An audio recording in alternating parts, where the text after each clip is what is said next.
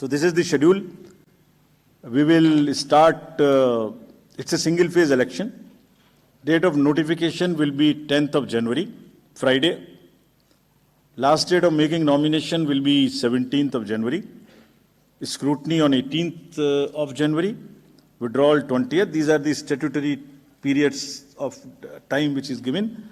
Date of poll is 5th and counting is 8th, and 5th again we have very deliberately kept Wednesday. क्योंकि हम सोचते हैं सब दिल्ली वाले वोट करें, इसलिए इस बार भी महाराष्ट्र की तरह हमने इसको वेडनेसडे में रखा है.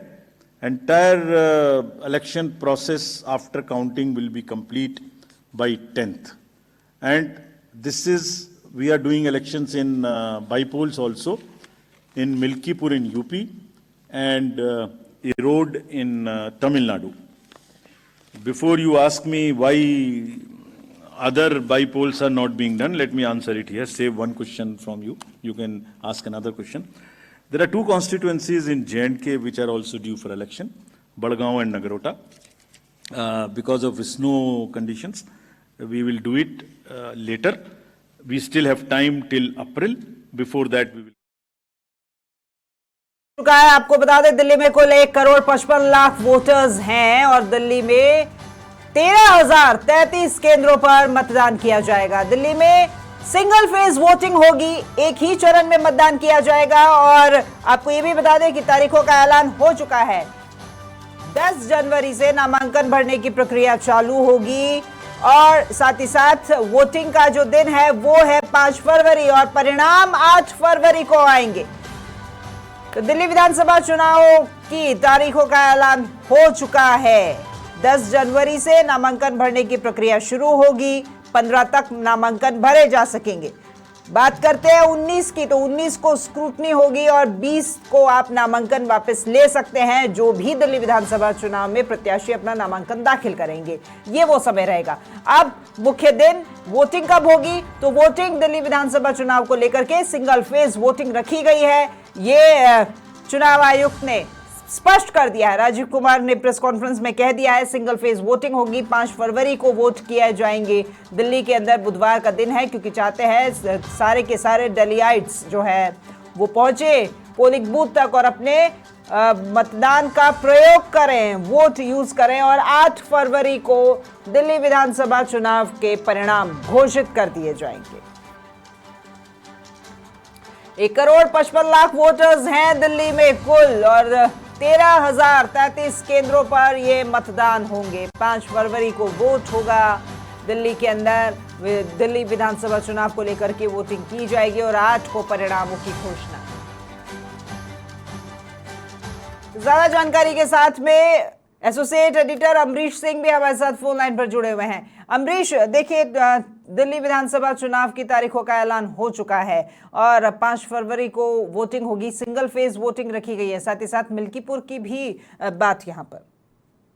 बिल्कुल, देखिए निश्चित तौर पर चूंकि जिस तरीके की सर्दी है राखी, उसको देखते हुए अगर हम दिल्ली के चुनावी माहौल की बात करें तो बिल्कुल गर्म है. तीनों ही पार्टियां जोर शोर से चुनाव की तैयारियों में हैं और इस बीच आज जब चुनाव आयोग ने प्रेस कॉन्फ्रेंस की 2 बजे, उसके बाद से ये पूरा आसार लगाए जा रहे थे कि दिल्ली में फरवरी के पहले सप्ताह में चुनाव हो सकते हैं. क्योंकि 6 जनवरी तक जो चुनाव सरकार है उसकी डेडलाइन थी कि 6 फरवरी के आसपास ही चुनाव हो सकते हैं. और थोड़ी देर पहले ही जिस तरीके से दिल्ली चुनाव में इलेक्शन कमीशन ने 5 फरवरी को चुनाव की घोषणा की और 8 को नतीजे आएंगे, उसके जो चुनावी सरगर्मियां हैं वो और गर्म हो गई हैं.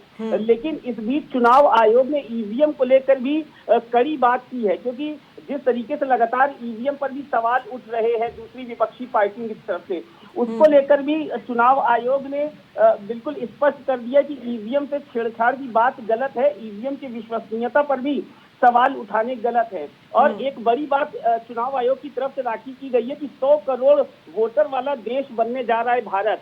और उससे पहले दिल्ली में जो चुनाव होने हैं उसमें 13,000 से ज्यादा मतदान केंद्र हैं और 5 फरवरी को चुनाव होना है। क्योंकि दिल्ली में इस वक्त देखा जाए तो रविवार को जिस तरीके से प्रधानमंत्री नरेंद्र मोदी की चुनाव में एंट्री हुई है, उसको देखते हुए लग रहा है कि इस बार दिल्ली का चुनाव जो है वो खास होने वाला है। क्योंकि पिछले 10 वर्षों से जिस तरीके से आम आदमी पार्टी की सरकार है राखी, उसको देखते हुए ये कहना भी बिल्कुल गलत नहीं होगा कि इस बार जो चुनावी फाइट है वो तो बिल्कुल त्रिकोणीय होगी। लेकिन आम आदमी पार्टी और भारतीय जनता पार्टी ने बिल्कुल तैयारी कर ली है। अगर अब अयोध्या की मिल्कीपुर सीट की बात करें तो उस पर भी 5 फरवरी को उपचुनाव होना है। पिछले महीनों 9 सीटों पर उत्तर प्रदेश में उपचुनाव हुआ था, लेकिन मिल्कीपुर सीट चूंकि कोर्ट में वो मामला लंबित था, लेकिन वो जो चुनाव का मामला था, जो प्रत्याशी रहे थे उन्होंने अपनी जो आख्या थी उसको वापस लिया था और उसके बाद से ये तय हो गया था कि दिल्ली चुनाव के साथ ही मिल्कीपुर पर उपचुनाव हो सकता है और 5 फरवरी को उपचुनाव है।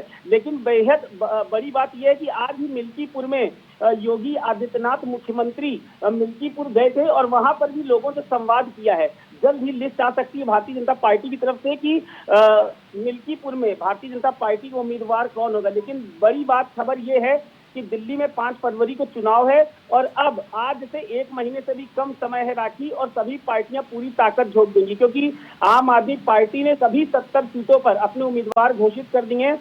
भारतीय जनता पार्टी की भी पहली लिस्ट आ गई है। अब भारतीय जनता पार्टी के लिए बड़ी बात यह होगी कि वो कौन से उम्मीदवार होंगे जिन पर दांव खेला जाएगा कि अरविंद केजरीवाल की आम आदमी पार्टी पर शिकंजा कसा जा सके। अमरीश, आप देखिए, आपने प्रत्याशियों की बात कर ही दी है, तो प्रत्याशी जो हैं वो 10 जनवरी से अपना नामांकन दाखिल करेंगे और 20 को जो है नॉमिनेशन वापस लेने की तारीख जो है वो तय की गई है जनवरी। लेकिन भारतीय जनता पार्टी जो है वो समय ले रही है क्योंकि दिल्ली जो है वो उनका मुख्यालय है। अगर यहाँ पर उनकी डबल इंजन की सरकार नहीं हो, जो कि लंबे समय से नहीं है, तो इस बार कोई भी मौका नहीं लेना चाहते हैं। मौका उनके लिए सुनहरा ऐसे भी है अमरीश, क्योंकि आम आदमी पार्टी जो है वो इंडिपेंडेंटली यहाँ पर चुनाव लड़ रही है, अलग हो गई है, अलायंस नहीं रहा। देखिए राखी, निश्चित तौर पर अगर हम 2014 से देखा जाए, 2014 से जब से नरेंद्र मोदी प्रधानमंत्री बने हैं उनकी लोकप्रियता में तो वृद्धि होती जरूर गई है, लेकिन 2014 के बाद से दिल्ली का फतह, 27 साल का लंबा वनवास दिल्ली में भारतीय जनता पार्टी झेल रही है। तो 2014 से कांग्रेस भी उसी फहरिस्त में शामिल हो गई है। शीला दीक्षित के बाद से दिल्ली में कोई ऐसा चेहरा कांग्रेस को मिला नहीं है जिस पर वो दांव खेल सके। और आम आदमी पार्टी ने जिस तरीके से पिछले 10 वर्षों में काम किया, वो चाहे शिक्षा हो, चाहे स्वास्थ्य हो, चाहे रोजगार हो, दिल्ली में बिजली पानी मुफ्त दिया है अरविंद केजरीवाल ने। दिल्ली की जनता को पता है कि अरविंद केजरीवाल के रूप में उनके पास एक ऐसा चेहरा है जो दिल्ली की जनता को जरूरत थी उस पर काम हुआ है। लेकिन भारतीय जनता पार्टी ने पिछले 10 वर्षों से दिल्ली में, चूंकि आधी सरकार अगर देखा जाए तो भारतीय जनता पार्टी की भी है, पुलिसिंग उसकी है, गृह उसके पास है, लेकिन उसके बावजूद वो दिल्ली में आम आदमी पार्टी में सेंध नहीं लगा सकी है। जनता दिल खोलकर आम आदमी पार्टी को वोट देती है। पिछले चुनाव की अगर हम बात करें तो 2020 में 70 में से 62 सीटें लेकर आम आदमी पार्टी ने वो तिलिस्म को तोड़ा था जिसको लंबे समय से कांग्रेस लेकर चल रही थी। लेकिन अरविंद केजरीवाल पिछले काफी लंबे समय से, अगर पिछले साल की हम बात करें तो पिछले 1 वर्ष से जिस तरीके से सत्येंद्र जैन हो, मनीष सिसोदिया हो, संजय सिंह और खुद आम आदमी पार्टी के संरक्षक और पूर्व मुख्यमंत्री अरविंद केजरीवाल पर भारतीय जनता पार्टी ने शिकंजा एक तरह से कहा जाए कसा था। ईडी, सीबीआई हर कुछ उनके पीछे पड़ गई थी। उसके बावजूद दिल्ली में अरविंद केजरीवाल ने हार नहीं मानी और आतिशी को मुख्यमंत्री के रूप में सामने ले आकर दिल्ली की जनता को एक संदेश दिया कि अरविंद केजरीवाल महिलाओं को लेकर कितने मुखर हैं। साथ में उन्होंने ये भी कहा कि दिल्ली की अब सियासत पर वो तभी बैठेंगे, तभी मुख्यमंत्री के रूप में मुख्यमंत्री की सीट पर बैठेंगे जब दिल्ली की जनता उनको दोबारा से चुनकर भेजेगी। और ये वो समय होगा अगर दिल्ली की जनता राखी आम आदमी पार्टी के संरक्षक अरविंद केजरीवाल को फिर से चुनकर भेजती है तो ये भारतीय जनता पार्टी की एक बड़ी हार भी होगी। ईडी, सीबीआई जिस तरीके से छापेमारी की है दिल्ली शराब घोटाला में, अरविंद केजरीवाल लंबे समय तक जेल में भी रहे थे, लेकिन दिल्ली की जनता के बीच में एक इमोशनल मैसेज भेजा था, एक सॉफ्ट मैसेज उन्होंने भेजा था और कहा था कि दिल्ली की जनता जानती कि उनका बेटा, उनका भाई साफ है और इस वजह से कोर्ट ने भी उनकी रिहाई दी है, जमानत मंजूर की है। लेकिन चुनाव से पहले फिर से दिल्ली शराब घोटाला जिस तरीके से उपराज्यपाल ने उसकी अनुमति दी थी ईडी को, उसके बाद से अरविंद केजरीवाल लगातार सवालों में घिरते नजर आ रहे थे। लेकिन अमरीश देखिए, कांग्रेस साथ थी, यहाँ पर अलायंस था आम आदमी पार्टी के साथ में, लेकिन अब कांग्रेस भी सवाल उठा रही है। दिल्ली के समीकरण को ज्यादा अच्छे से हम समझते हैं क्योंकि दिल्ली से हमारे साथ में सहयोगी ज्योति सिंह भी जुड़ी हुई है। अमरीश, एक बार मैं उनका रुख करूंगी।